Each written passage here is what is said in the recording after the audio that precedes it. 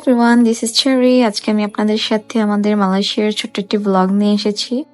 আমাদের ট্রিপটি ছিল লাস্ট নভেম্বরের, বাট অনেকদিন শেয়ার করব করে এডিট করাই হয়নি। সো ফাইনালি আমাদের ফ্লাইট ছিল সকাল 8টায়। সো আমরা 5টার মধ্যে এয়ারপোর্টে ছিলাম। এই তো আমরা লাইনে ওয়েট করতেছি।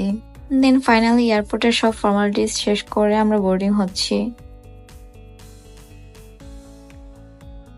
এরপর ফাইনালি আমাদের প্লেন ছেড়ে দিল এন্ড আমরা ওয়েট করতেছিলাম কখন আমাদের ফুড আসবে, কজ আমরা সকাল থেকে একদম কিচ্ছু খাইনি এখন পর্যন্ত। এন্ড ফাইনালি আমাদের ফুড চলে আসলো। এন্ড আই থিঙ্ক আপনারা কম বেশি সবাই জানেন যে ফ্লাইটের ফুডগুলো তেমন একটা ভালো হয় না।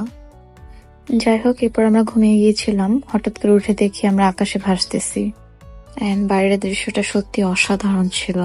দেন ফাইনালি আমরা কুয়ালালামপুরে ল্যান্ড করলাম। আমাদের এখানে একটা ঝামেলা হয়ে গিয়েছিল। আমরা ভেবেছিলাম যে এয়ারপোর্ট থেকে আমরা ডিরেক্ট এমআরটি নিয়ে আমাদের হোটেলে চলে যাব, বাট আমাদের এক ফ্রেন্ড বলতেছিল বাসে করে গেলে নাকি তাড়াতাড়ি হোটেলে যাওয়া যাবে।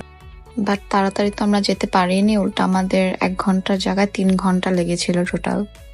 দেন এই তো ফাইনালি আমরা আমাদের হোটেলে চলে এসেছি। এন্ড আমাদের হোটেলের নাম হচ্ছে the platinum 2 Kuala Lumpur by hallmark. And আমরা বুক করেছিলাম সুপারিয়র কিং বেডরুম।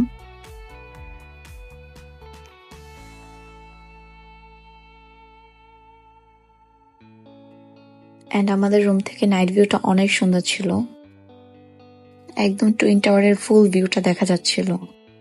সো আজকে এই পর্যন্তই। আশা করি আপনাদের সবার আমার ভিডিওটি ভালো লেগেছে। এন্ড সুন পার্ট 2 নিয়ে আবার আমি আপনাদের কাছে চলে আসবো। আশা করি সবাই ততদিন ভালো থাকবেন, সুস্থ থাকবেন। আল্লাহ হাফেজ।